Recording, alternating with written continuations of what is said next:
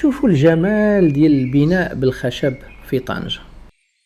مرحبا مرة أخرى في قناة MCE3، شركة متخصصة في البناء بالخشب.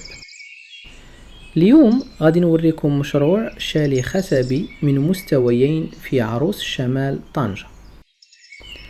المستوى العلوي 12 سويت فخمة بمساحة 650 مترا مربعا، كل سويت 48 مترا مربعا، مع بالكو خاص للاستمتاع بالمناظر. المستوى السفلي مساحة 500 مترا مربعا، فيها 3 صالونات واسعة، مطبخ مجهز، صالة للأكل، حمامات متعددة.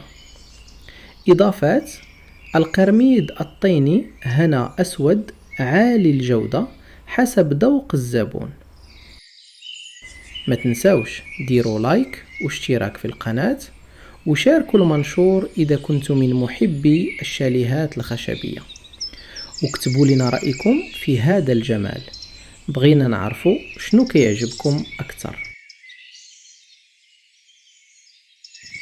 المرحلة الأولى كما العادة البداية كتكون مع الأساسات والهيكل الخشبي، بحيث كنجهزوا القاعدة اللي غادي تحمل كامل البناية، تركيب الأعمدة والجدران الخشبية لكل مستوى بدقة باش نعطيو القوة والتوازن للمشروع. من بعد كنمروا لبناء الإطارات ديال النوافذ، الأبواب والشرفات باش ياخد الهيكل الشكل النهائي ديالو. هذه هي المرحلة اللي كتأسس للجمال والقوة قبل ما ندخلوا للتفاصيل الأخرى.